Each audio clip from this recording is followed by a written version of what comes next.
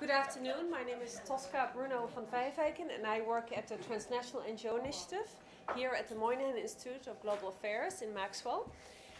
Every year we invite for about 2 weeks a visiting NGO fellow, somebody who heads a major transnational NGO as a visiting fellow here to spend 2 weeks with us doing research on a particular organizational challenge that she or he typically has no time to think about and reflect upon, write about, and try to grapple with in any sustained way while she or he is in their normal kind of leadership, problem-solving, crisis-solving role.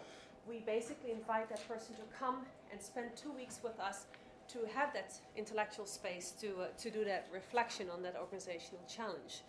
And this year, I have the pleasure of having with us Nyaradzayi Gumbonzvanda, and she is the Secretary General, no, I should say the General Secretary, right, of the World Young Women's Christian Association, YWCA. She's based in Geneva. I'm going to say just in one sentence what her background is because she's going to walk you through all of her career background. And basically her background is that she is Zimbabwean.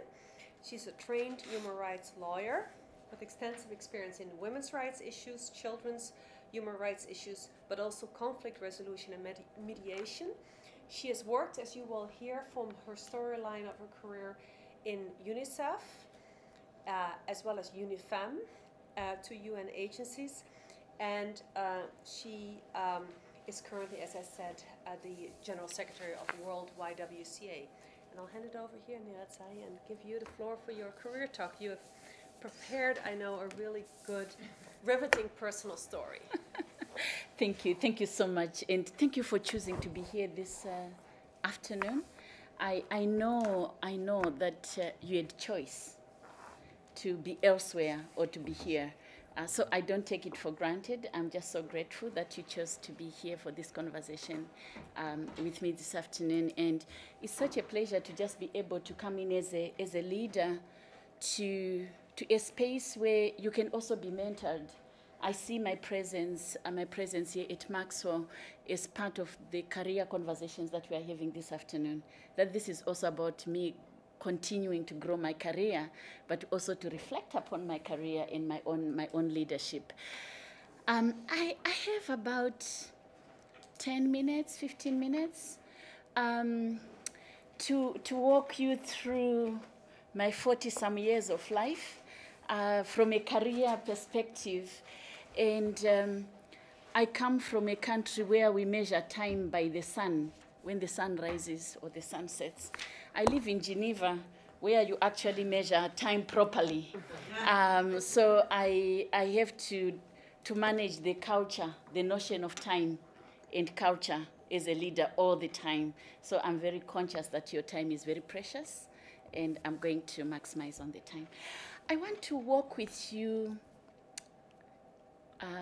a conversation about my career on 4 big steps or blocks. The first is I want to invite you to my village when I was growing up and how that shaped part of who I am today. So that's first part of my conversation, because whoever you are in life, it's part of what you have always been. And what you have always been also includes your early years.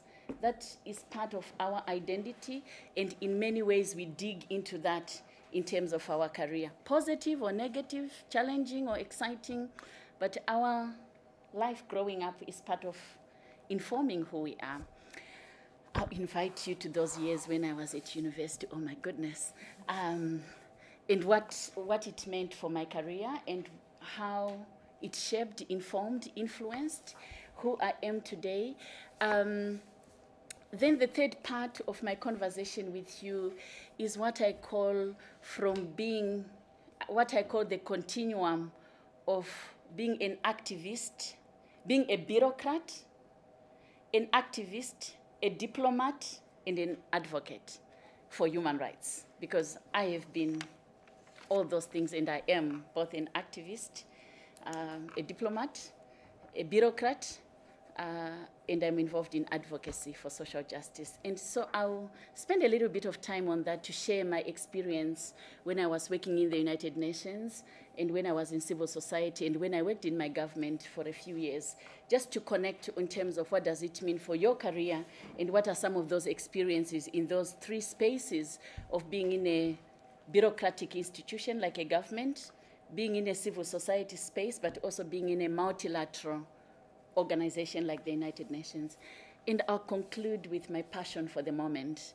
And my passion for the moment is my current work. It's my current role as a leader of the World YWCA, an amazing organization. Yeah, it was more than 40 years ago when my mother got pregnant for the 14th time. But the other siblings had died in childbirth. So I was the 11th live birth. So I'm the last baby in a family of 11. And I was the first child to be born in a clinic, in a hospital. All my siblings have been home birth. She had given birth at home. And I was the first child in this big family to go to university. Born in rural Zimbabwe, very rural, peasant farmers, just doing subsistence agriculture to keep us going. Amazing amount of love and happiness amidst all the poverty does not take away your dignity. That's my notion from that, and it links with my career, that your circumstances in life should not hold you back to being who you are. Your circumstances in life should only inspire you to be who you want to be, but it should never hold you back. So it was amazing to just be the last child and to have all my siblings contribute to me going to school. There are two things about those years of going to primary education and growing up in the village which shaped my career. First is that I was born during the War of Independence in Zimbabwe, and my father died during the war in 1978.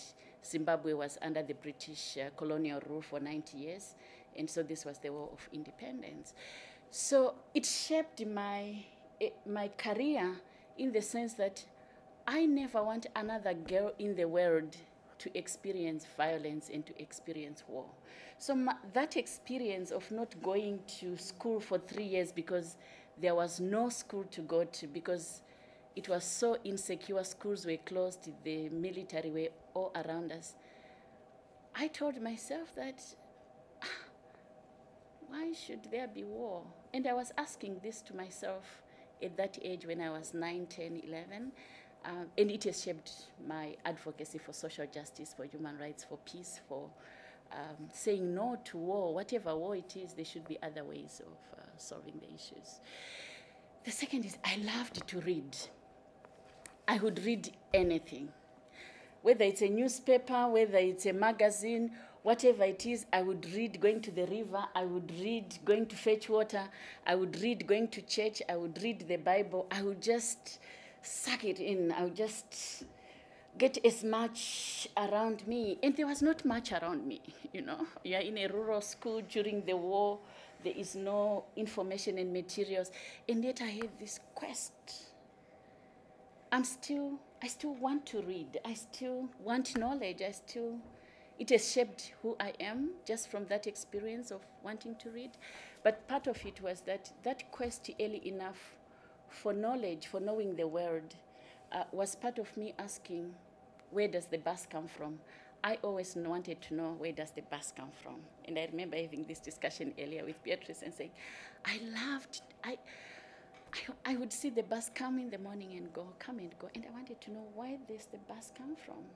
And for me, it was not just about the bus. It was about saying, I'm part of this world. I don't know this world, and yet I want to be part of this world. And that has shaped significantly my career. So early enough, I think, for all of us in your career is dig into your history, know your life circumstances, know your experiences, connect with that, and let that drive who you want to be in your career. If it is a sad experience, dig in it and say, I want to use my career to change the circumstances. If it is a great experience, dig into it and say, I want to amplify it. If it is things which you'd say, my goodness, life could be great this way, dig into that life experience, make your personal life experience inform your choices, whatever those circumstances are. I think that is one. Then I want to invite you. I then left the village, actually. Oh, my goodness. It was such an experience to just be able to leave the village, and was invited by my brother to be with him in a small mining town where I did my junior secondary school. And then I went to high school at a Catholic boarding school. And my first experience to actually be in a big city was when I was almost 18 years and I was going to university. You know, so from the village girl to the mining town and to the big city. And I was so excited to just be at the university. And my whole community was so excited. My whole family was so excited. I was studying law. I was so much interested in family law-related issues, custody, guardianship of children, marriage laws, divorce. But I was also so much interested in constitutional law. I knew that if rights are protected within our Constitution, any other issues in the subsidiary legislation would fall in place significantly. So I was so much interested in connecting the daily struggles at household level with the policy, because for me, the Constitution is the policy instrument of a nation. And I was connecting that with my lived experience, but that was my passion when I was studying law. At university, because I had this quest for knowledge, always looking for possibilities, early enough, my first career conversation was that the classroom is only but one space for knowledge. When I am at an academic institution, my space for shaping my career is more than the lecture room. It's a total experience of shaping your career at university. And that was amazing because I was able to just volunteer to be a research assistant with some of my lecturers and professors. I would be in some of the social clubs, including the Catholic Commission for Justice and Peace. I would get going with any of the outreach programs of my university. So I was able to connect my professional training in law with my quest for social justice. And early enough at that moment at university to be able to have a feel of what does the life out there practically look like and how does it relate with what I am reading. So my advice and my recommendation is whatever you're studying, look for those other extra opportunities at this university. Connect. Because it's just so enriching. I know that your timetables might be so full, but just that extra 1 hour to do something else which enriches your own career path is so important. But for that to happen, you need to know yourself.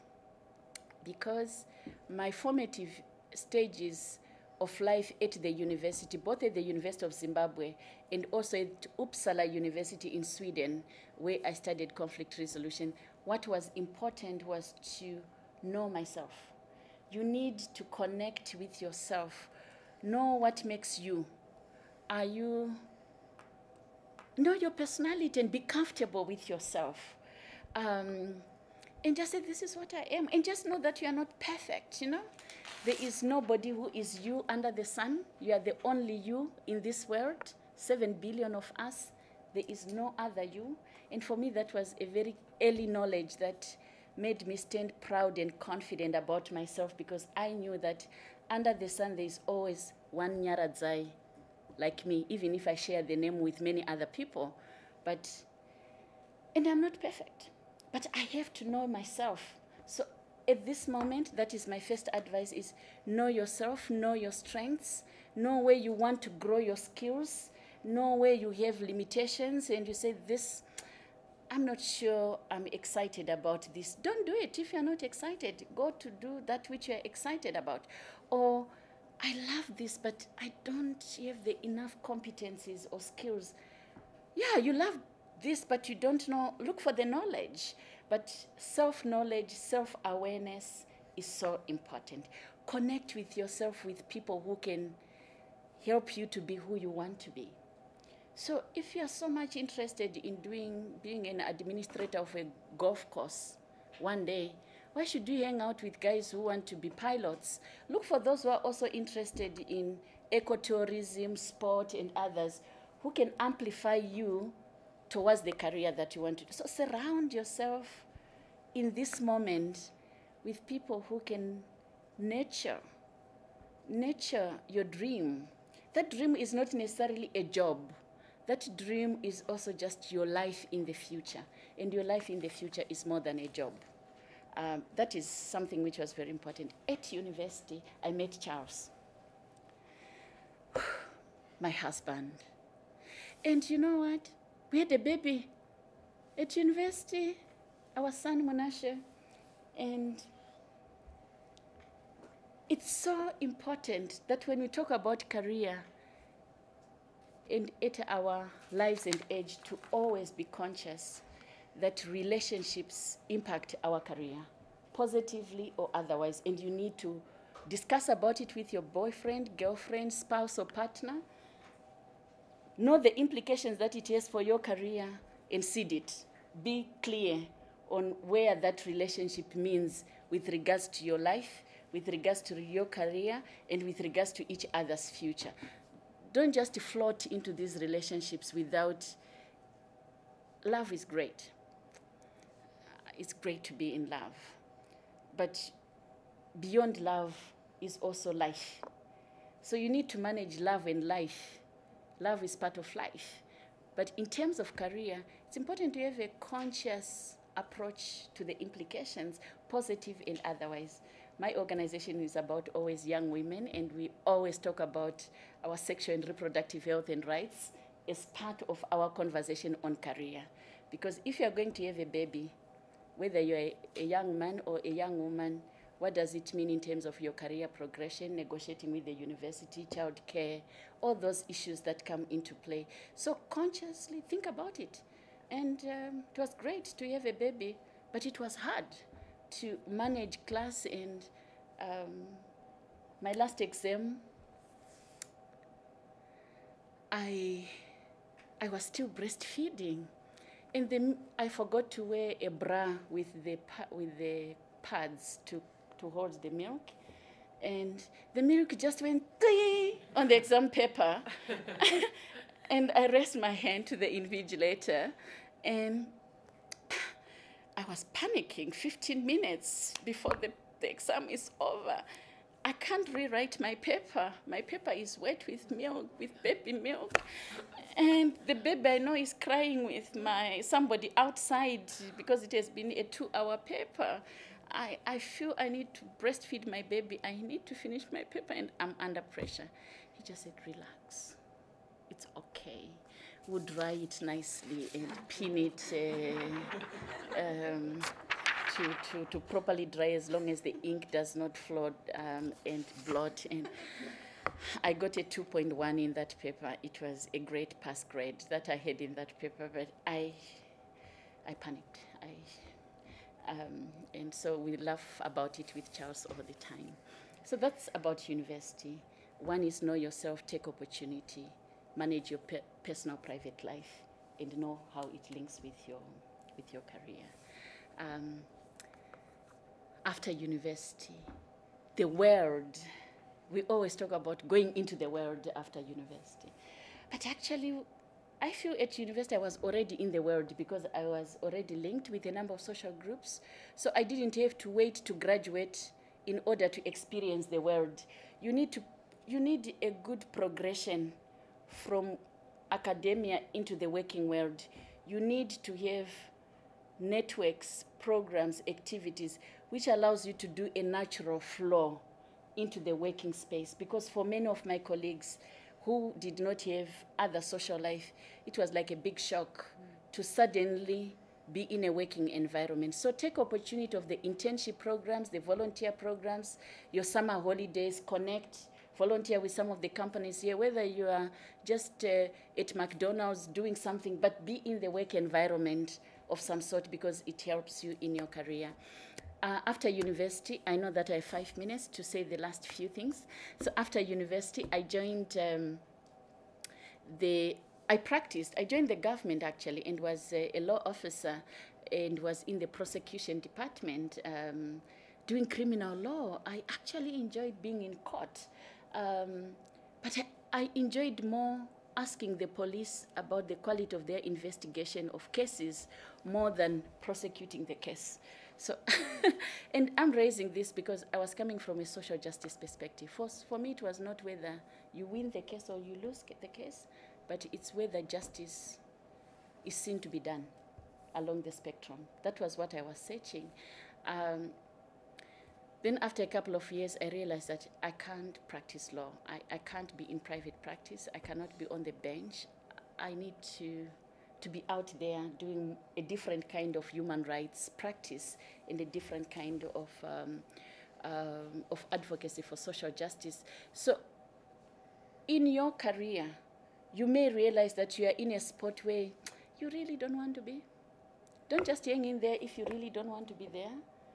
Because if you know yourself and you find yourself in a spot where you're doing something which it's not making you excited waking up in the morning, don't do it. Look for that which you are happy about. You need to be in a space at least which you are comfortable about, which you are happy about, so that it's more than income. But I know that at some moment it has to be income, but gradually in your career it has to be more than income. It also has to be about your principles, your passion, where you get satisfaction and get confident. So I joined the Zimbabwe Women Lawyers Association. I was one of the founding members of the Zimbabwe Women Lawyers Association and was appointed the first coordinator for the Zimbabwe Women Lawyers Association. At law, I had trained more on the content of the law, but here I had a job to be an administrator, to be an accountant, to be a networker, to do program coordination. And yet my academic training had been more of the content of the law. So it's very important as we grow in our career to know that what we learn is not the full package.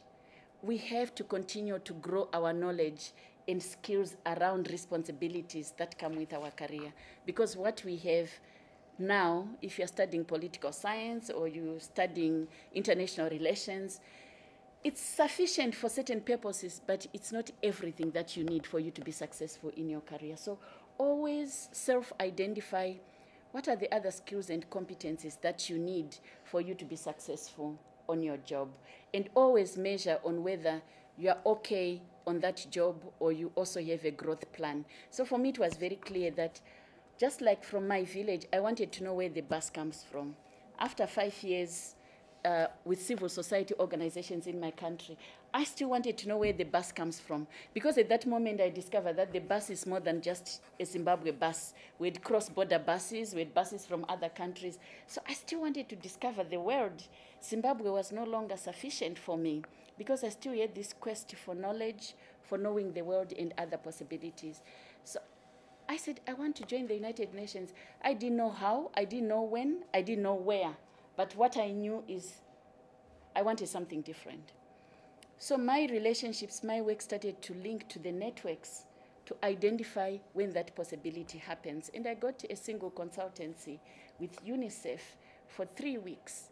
And I said, wow, this is great. But I didn't know that those 3 weeks are going to turn into 10 years. So a single opportunity, a window, when an opportunity knocks, at times that singular opportunity can be something that we've been looking for. At times we measure opportunities by too many hard analysis and dare not take risk. For me, just taking that risk to do an assignment with UNICEF was taking a risk just from the other job that I was doing, get unpaid leave, possibly risk losing that job. But I knew that with this assignment, I'm setting my foot into the United Nations and possibilities will grow from there. So always know when an opportunity knocks on your door. Ask colleagues, consult around, get people to give you feedback on whether this is a real opportunity or a fluke.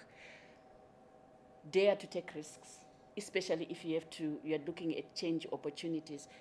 You have to take risks in life, because if you don't, you also don't grow, because you are very protective of yourself. So that took me into the United Nations. And in the UN, I had then the opportunity.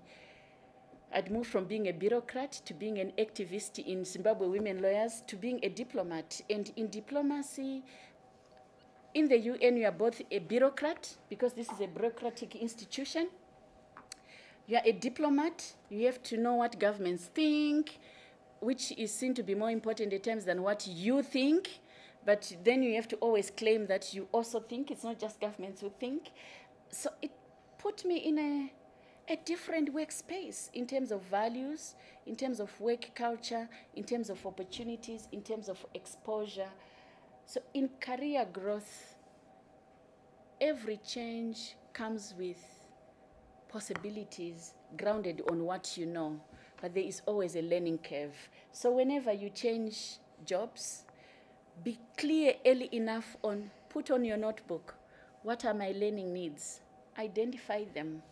Grow your skills around it so that you are able to be very comfortable. So there is always an orientation period in any job placement, any. There is always 2 weeks, 3 months of orientation. Don't let the organization orient you. Also name what your needs are for that period of orientation, because you are positioning your own knowledge, your own experience, and your own needs within the orientation package. And I think that is also very important. Identify a mentor in an organization that you are employed in or that you join. The mentor does not have to be older than you. The mentor does not have to be on a higher job rank than you. The mentor could be your co-staff, could be your junior. One of my mentors was my driver.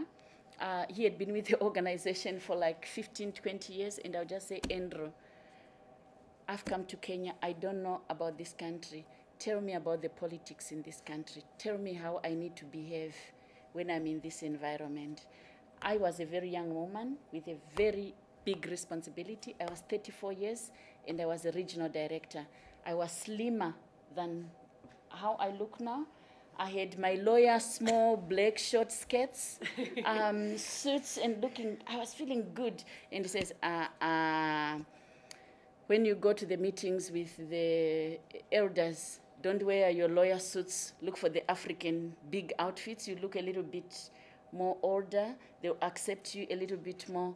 Tie your head. Don't wear some of these hairdos, because they may just think you are one of the young activists, and you are not seen as a director with authority and risk. So I got all this advice around personal presentation, which does not compromise the transformative role of leadership that I have, because you need always to be clear that whoever you are is not compromised at whatever level in your job. There is something about each one of you here. That is what should always be who you are. You can negotiate around it, but when you know yourself, care deeply for yourself, and let that drive you. So I said, yes, Andrew, I will respect that. And but I also know that that mentorship by a junior colleague was also affirming our relationship for me to be a successful leader, because he knew that I can listen, I can get advice, I can be mentored, I can still maintain my voice, my authority, and my responsibility, but I'm also embracing of perspectives from colleagues. So for me, the relationship with my staff colleagues, with my co-workers, has been part of leadership development. When you are a leader, leadership does not necessarily mean you are the only voice or the only perspective or the only person on the block. You are just one person with a different responsibility and a different accountability, but you can never deliver as a leader without your co-colleagues delivering on their own responsibility. I also learned in the UN in terms of career that it's a great space to be. It's a challenging space to be. You learn so much, you grow so much, but you need always to create your space, because it's a bureaucracy. And in a bureaucracy, it's very easy to be swallowed by the bureaucracy and for you not to have an identity of your own. So you always need to carve out your own identity, your own space, your own knowledge, your own perspective. Lastly, 2006, I was enjoying my job. I was at the peak of my career in the United Nations, and my mother passed away. And I went to Zimbabwe. I was burying my mother. I looked at her and I said, I have to do something different. And part of it just immediately was about what can I do for my mother. This had totally, it was that aspect of who you are growing up, who I am growing up in that village with this woman, who I am in terms of my connection with social justice issues in community, but also wanting to do something special for my mother. That is how I started Rosaria Memorial Trust, but I felt I need to be in an organization where I can meet my mother. So in a way, I don't do psychology, I didn't do psychology, but I think I was still looking for my mother when I went to the YWCA. I was looking for a place where I can connect. I was still in mourning. I was looking for that connection. So at times you have to be very careful that when you develop your career path, at times you are not just looking for a job, you are looking at something which resonates with something deeper than just the job. And you need always to know what it is, because it might not be tangible, it might not be visible, but it could be there. And for me, I was very clear that I need to be in an organization where I can give back to the unsung heroes, the unsung heroines in our community. And at the same time, I was still looking for the bus. Now I spent 10 years in the United Nations in Africa, and I knew that the world is not just Africa. I knew that the world is bigger than Africa, but my career for 10 years has been Afrocentric. So I was also looking for still where the bus comes from. So there is a confluence of me looking for something new, still remaining connected with my social justice, but also wanting to celebrate my mom. And fortunately, the YWCA job came on. They were looking for a chief executive. I'd spent a year just saying when the right thing comes my way, I'll accept it. So I was not under pressure to actually look for a job, but I was looking, but I was not under pressure to move on. It's very important in your career to create space between what you want and what you need and being pushed to move on. So be conscious that you avoid being pushed, but that you move comfortably on career progression. It's not usually easy, but it's important that as much as possible, create space for you to move and not to be pushed by circumstances, by context in your career. So I moved to the YWCA, and where I'm currently heading this amazing great-grandmother of the women's movement, 158 years old organization, present in 22,000 communities. I've been able to meet the YWCA of Tonawanders. I'm meeting with the YWCA of Syracuse tomorrow. Just to mention a few in the neighborhood, I believe that my current leadership is about shared leadership, that I may not be successful as a leader unless I share my leadership with my co-workers, with my colleagues, with my staff colleagues, unless I share my leadership with my volunteer board, unless I share my leadership with my membership of my organization, and unless I connect, respect, and remain connected with the mission of the organization and the partners and the friends that make the mission possible. And I continue to read, I continue to look for books. I'm just enjoying my time being at Syracuse and at Maxwell, and for this opportunity for you to be in this circle where, again, I continue to discover where the bus comes from. So thank you so much. Thank you.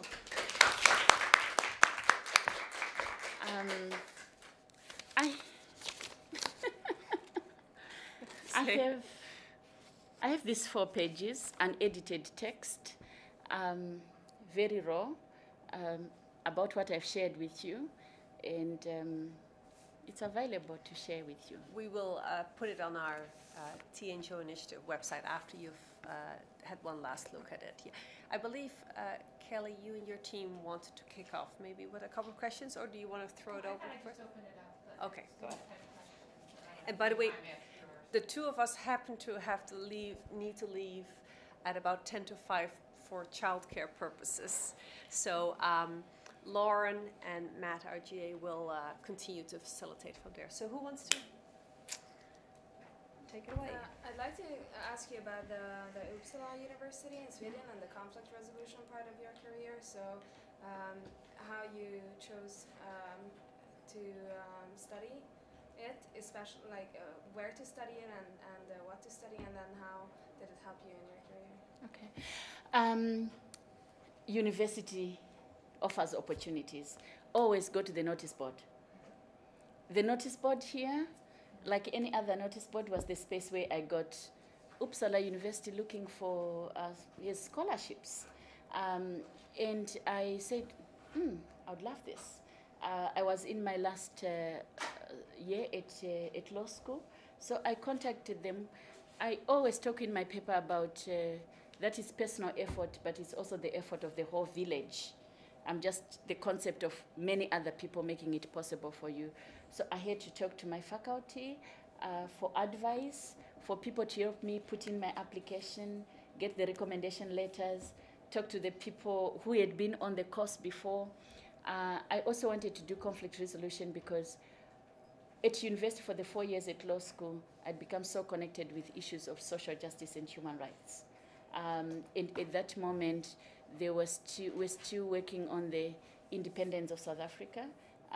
And I was so much also involved in just wanting to understand the conflict resolution related issues. So it was a collective support from mentors, from the university, from people in Sweden, from SIDA and SAREC, who also had the scholarships. For me, it's very important that we continue to affirm these programs which offer opportunities to young people to grow their career. When I was in Sweden, there are two experiences. One is Charles had to remain with the children at home, my husband. So that's one aspect of it. It needs you to have a supportive family, whether it's an immediate family or an extended family.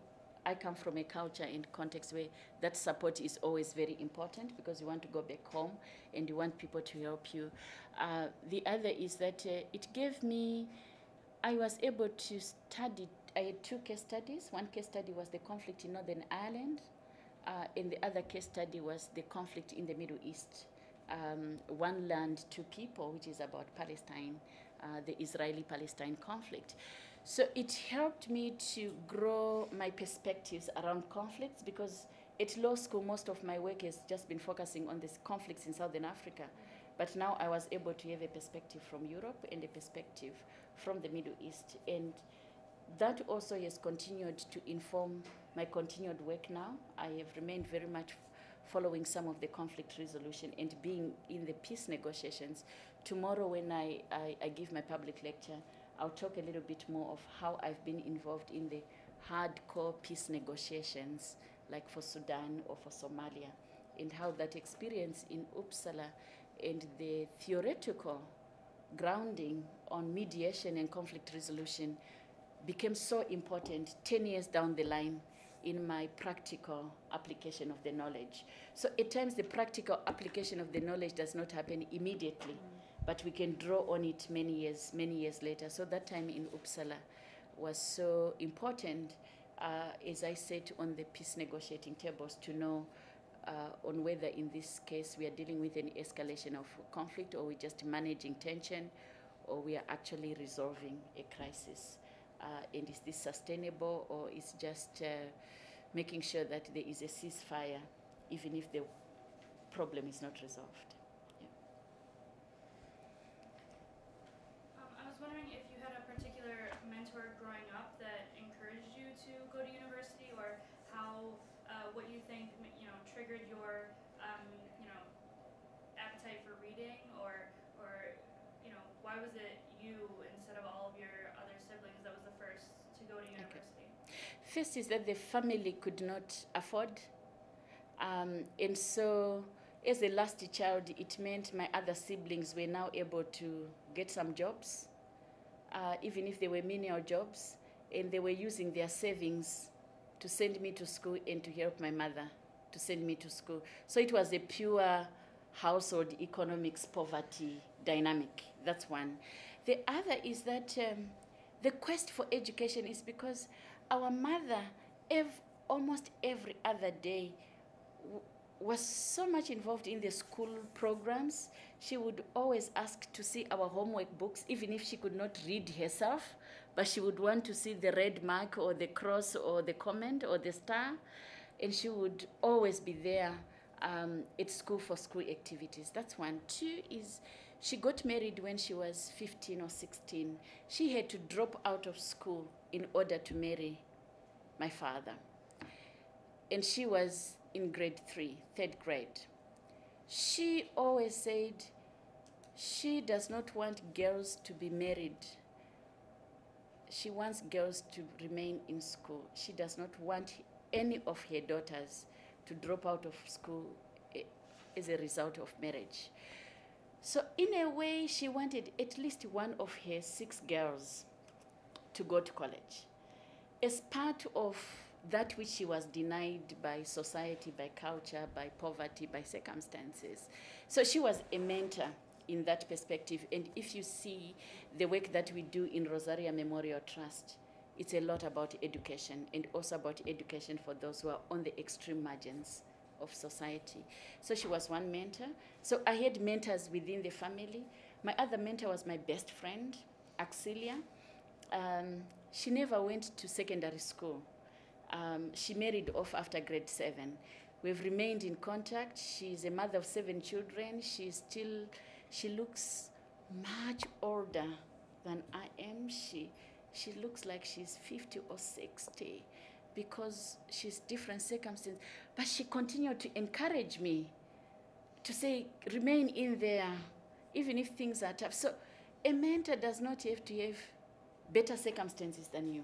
It has to be somebody who cares and understands and can be available. Along my career path, I've always had mentors, consciously looking for a mentor. When I joined the UN, I knew I need a mentor. So Scholastica Kimario was the UNICEF representative in Liberia. She has remained my mentor up to now. When I went for my interview in the UN for my job as a regional director, she actually sat me down for 3 hours and we went through coaching. How do you enter a conference room for your interview? Don't pant, don't be, just relax. It's your time, they're talking about you. So it's good to have a mentor and a coach who accompanies you throughout your life, but also practical advice. Not general talk of just how is your mother today, are you happy, but practical, specific tips. And you need also to be vulnerable with your mentor. Discuss the difficult issues with your mentor. Say, I'm not comfortable here and in these circumstances. And if you have a good mentor, your mentor would help you to deal with your vulnerabilities. So I think it's important to always have a mentor. The mentor does not have to be older than you, could be younger than you, could be a different level, but get somebody who is able to give you the skills and the experience that you need. So if you need a mentor for something, look for somebody who can provide you the mentorship around that, because not every mentor has all the skills. Some mentors might be good by giving you career guidance. Other mentors can deal with your emotional private life and how it supports your career. So look for a mentor who can respond to the issues, but ultimately, you are your best mentor by listening to yourself. Take a moment to listen to yourself, to know yourself, to be okay with yourself, to say no to your best friend, or to say no to your mother or to your sister or to your boyfriend. Create that ability to say no, because that's a good sign of also leadership, but also of self-knowledge, so that you are able to control your space, to control who you are, but also to remain connected with your heart, because you always need to self-define. Thank you. I'm interested in one of the first things that you said. You said that you shouldn't let circumstances hold you back from achieving your dreams or going where you want to go. And I think your personal narrative is an incredible example of that.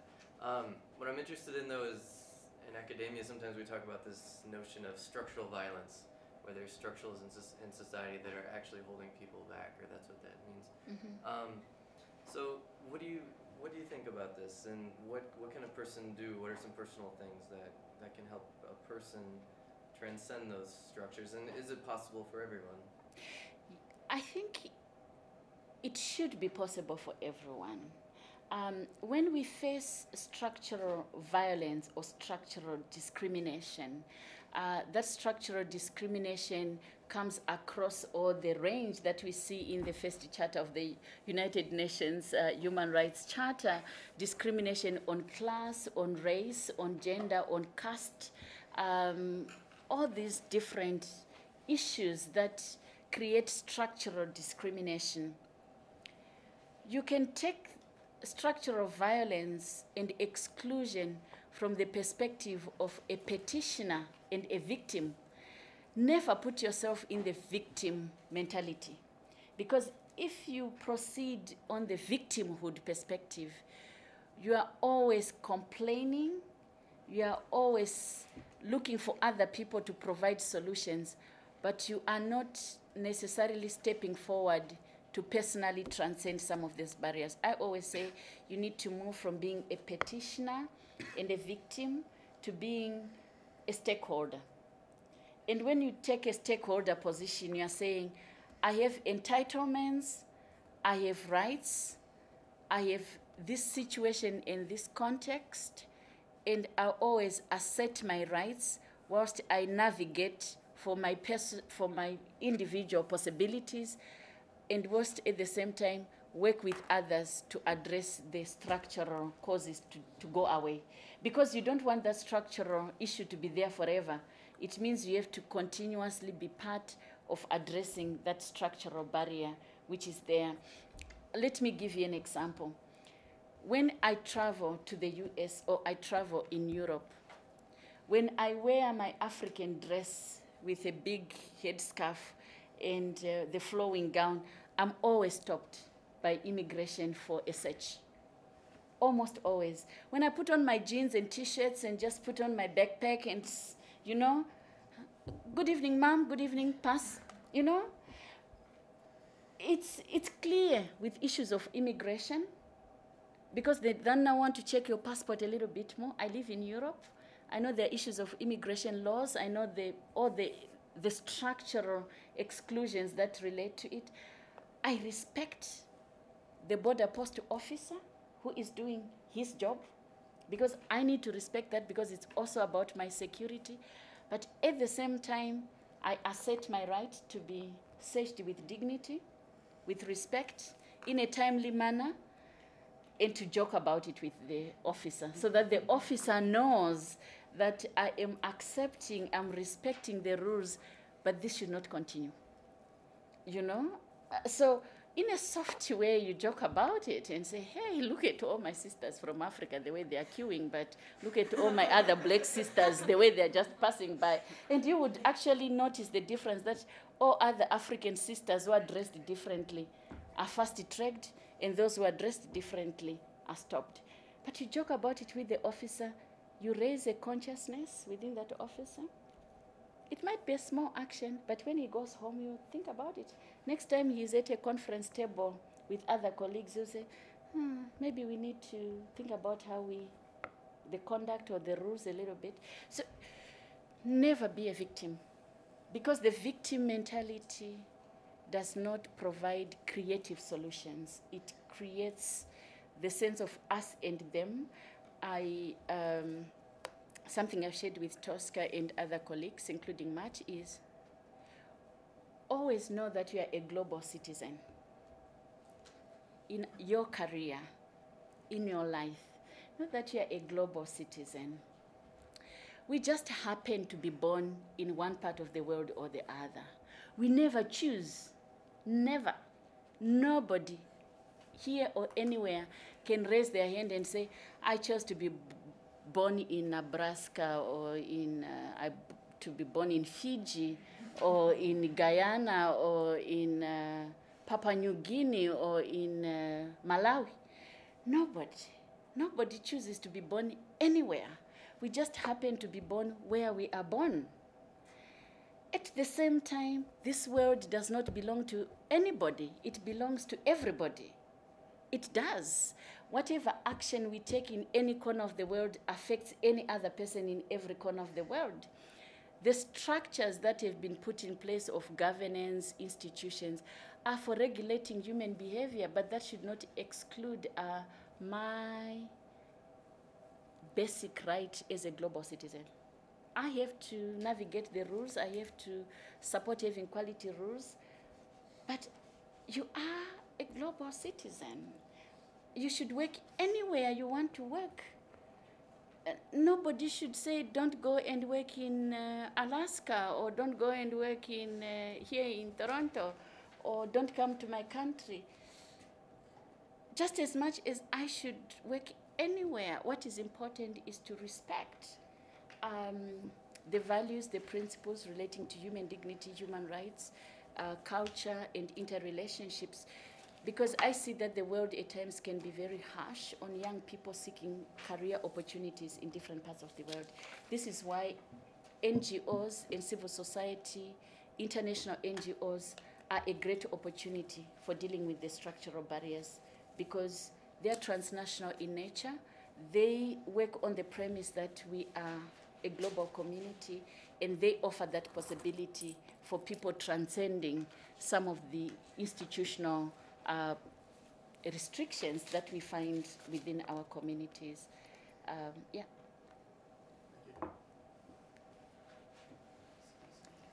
Thank you. This is part of career. Thank you so much.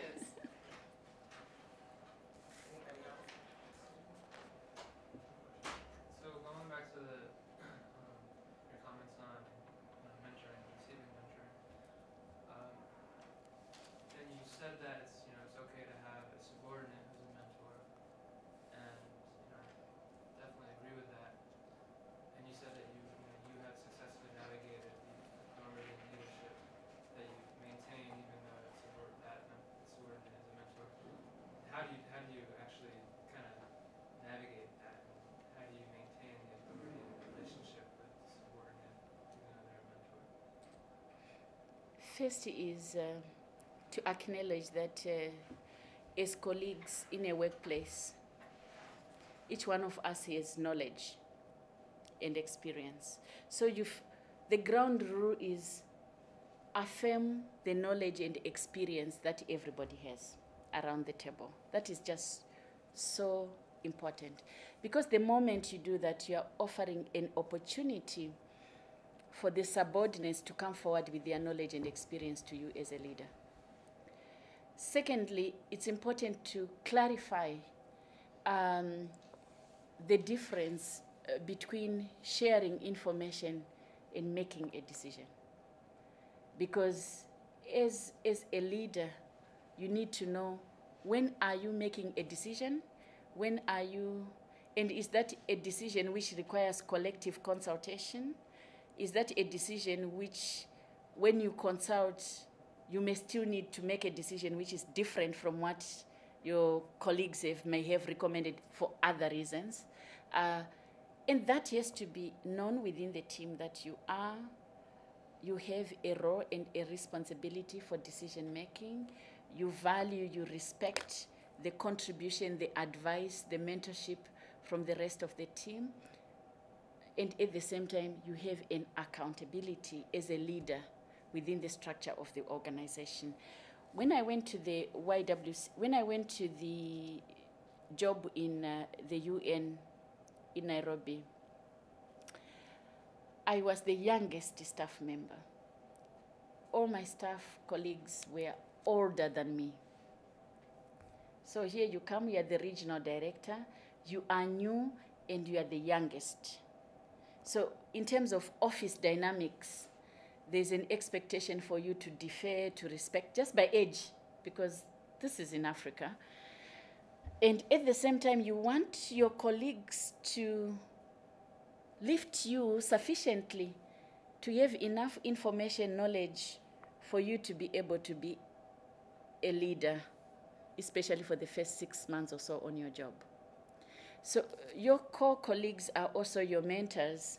So you are leading while you are learning. And part of that learning is within the organization, part of the learning is with peers in similar organizations, some of the learning is with others within the community. But it's important to have a respectful space of wanting to learn or listening to learn from the peers within the organization. But at the same time, and with respect, making it very clear that you are the leader. So that your leadership is not necessarily authoritarian, but it's understanding that this is a responsibility and an accountability that you have, and that is why you're there. Otherwise, you would not be there. So it's actually communicating that in a way that is empowering both to you so that you don't lose your decision-making possibilities, but also empowering to the team so that the team is comfortable in giving advice and in giving support. When I came to the World YWCA, most of the staff colleagues have been there for a long time. Some have been there for 20 years, some have been there for 12 years, some have been there for 6 years, and a few for 3 years. So I was the latest arrival in an organization where a number of colleagues had been there significantly, and there is already an office culture. And so you're stepping into an office culture from a UN culture to a civil society culture. And it means the people who have to mentor me in terms of the organization are people in the organization. And so it became also important to be able to give quality time within which to listen and understand the culture so that you don't arrive and then on day 2 you're making all the changes under the sun. Because as a leader, if you do that, you may realize that you have effected the changes, but you are alone. Because the rest of the team is not with you, because you've just destabilized what is there without them fully owning. So the issue of owning change, if you want to introduce a transformative agenda within the team, you need to own that process together with your team. And owning that process also requires a sense of mentorship. And as I said at the beginning, it's also something that requires you to be always checking in with yourself. If there's something which you're uncomfortable with, don't let it go. Just identify it and say, I'm not sure about this. Or even if a colleague was mentoring you or you were in a co-mentorship space, and the mentorship space becomes more of gossiping about other stuff, and you just say, no, this is not what I'm asking for. I'm not asking for performance reviews of my co-workers. I'm not asking for extra information about people's private lives. Cut it. Just say, I'm so grateful that you've been available to support me, and I think I've enough of what I need, and you just formally cut the mentorship process, because don't continue in a mentorship relationship where you are uncomfortable or where there is a breach of the protocols of mentorship, because avoid being compromised in terms of your principles and your values by a process of mentorship. Or if somebody wants to pry so much about your private life and you have not voluntarily provided that information, somebody wants to know, and so your great-grandmother is from where? And you said, where did you go for dinner and with who? And you have not set the boundaries to discuss the personal, and you feel uncomfortable with that in your, just say, I usually respect my privacy, and I would like us to go back to discuss. Just gently but firmly set the boundaries, because intrusion it's very easy for intrusion to happen in a mentorship space, and especially if you're in a new environment, and so it's important. Yeah.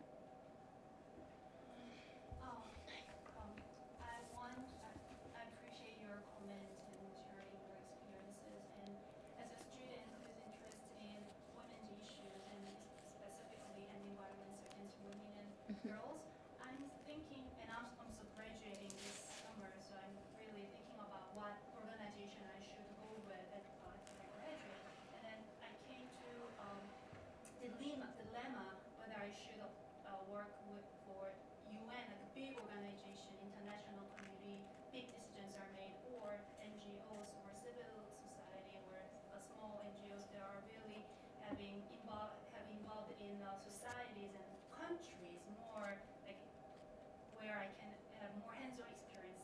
So there are pros and cons between big organization UN and the small organization with civil society. And what's your advice for students who haven't decided which organization would be suitable and what's the pros and cons? I think you're taking the right step in doing the analysis. It's important to take quality time to do the analysis. But the first analysis is to start with yourself. What do you want? You want to work on violence against women. It's such a huge area of work, from trafficking, family, intimate partner violence, to child prostitution. It's such a wide range.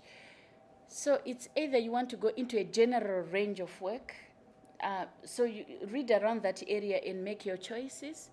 Secondly is know yourself in terms of your circumstances. At this moment, do you feel confident to be in a big organization with where you are? You know, just connect with yourself in terms of what you care for. Do you care for practical action in a community to make sure that this woman who is a survivor of violence have access to counseling, to legal advice, or to health care? Or you want to focus more on changing the conditions which create violence, which is more the policy work, the cultural norms. So that takes you more to a different kind of organization.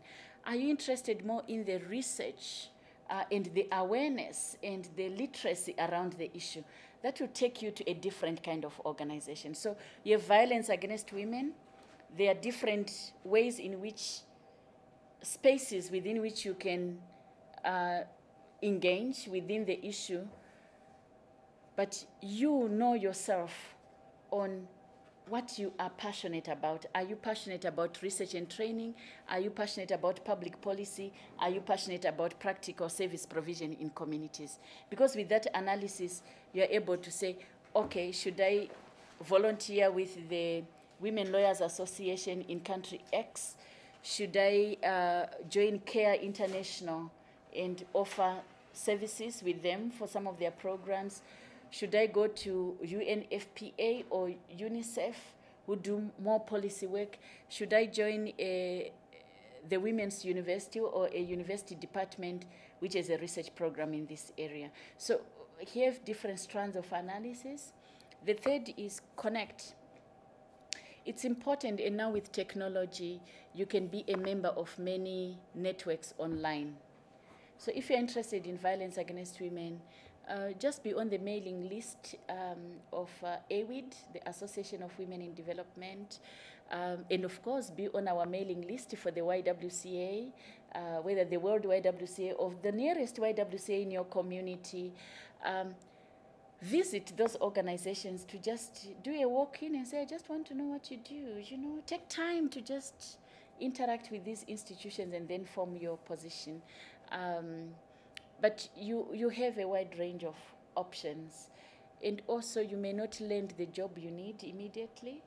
You may have to take a detour in order to get what you need. So I know that managing expectations after graduation is very intense. The pressure is heavy, both for the personal but also for those around us and your peers and colleagues. Also, what are you doing? Me, I'm here now, you know. It's okay if you don't get something which you need immediately. You just have to say, it's okay, because you get something that you need gradually. Because the pressure, I know the pressure, and so I also wish you the best with your final exams.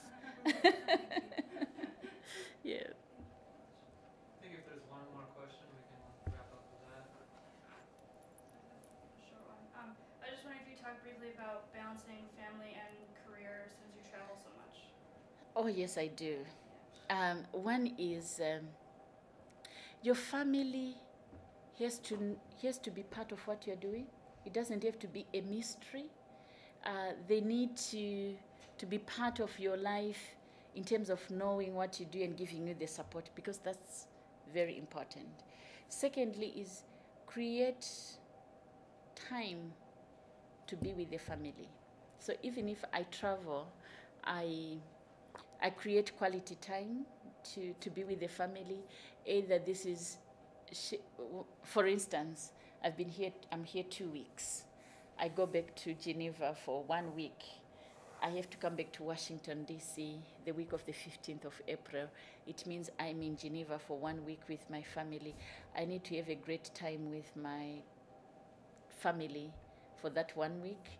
I need to have quality time to do things together with my family, in addition to eating together, to also just hang out together. It's very important to have quality private time, which is not just about work.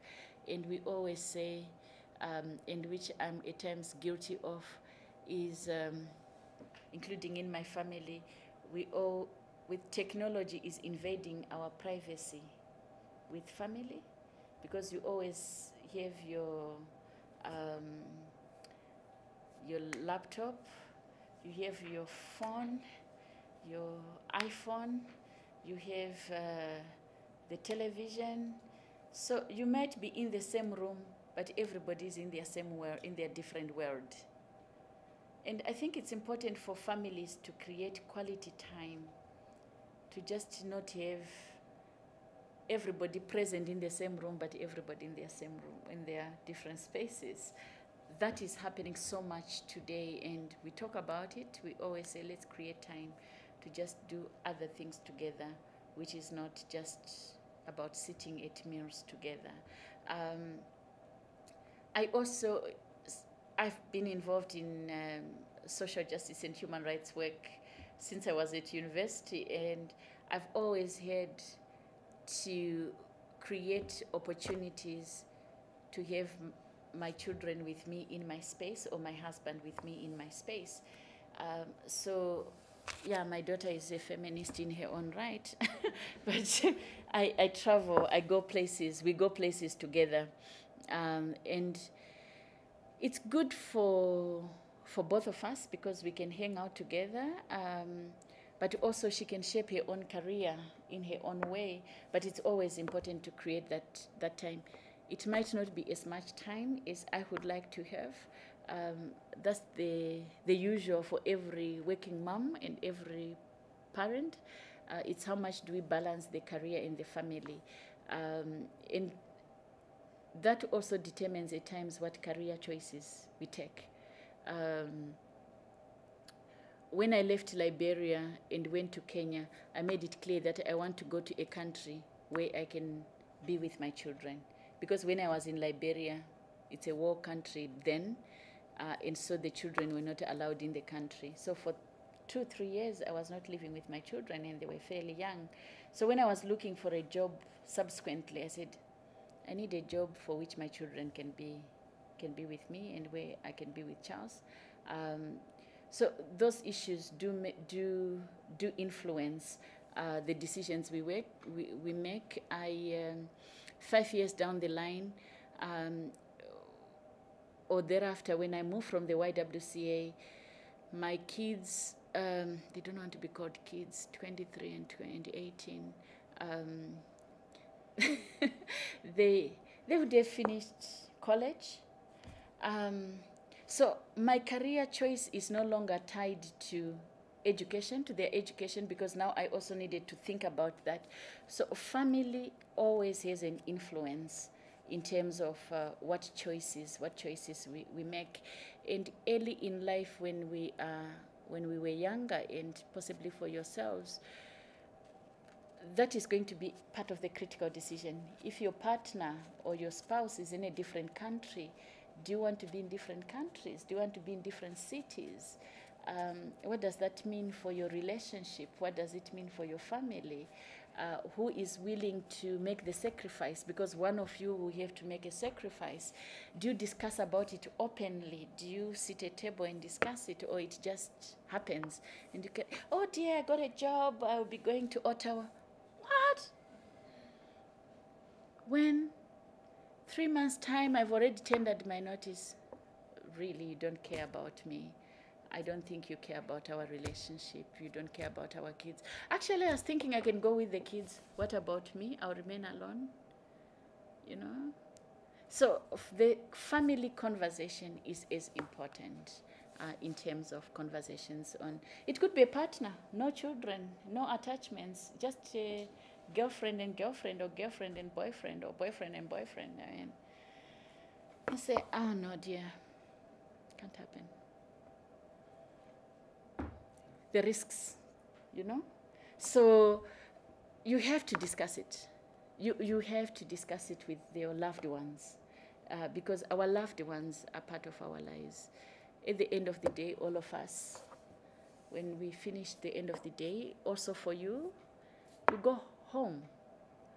And home might have no one in that physical space, but home is always somebody who is not about our job, whom we care for and who cares for us. And we should not lose that the place we call home is people that love us and that we care for, and that have in some way we need to take into consideration or discuss with or consult with. They don't necessarily have to decide for us, but we just need to, to just know that what they feel is important. Thank you very much. Thank you.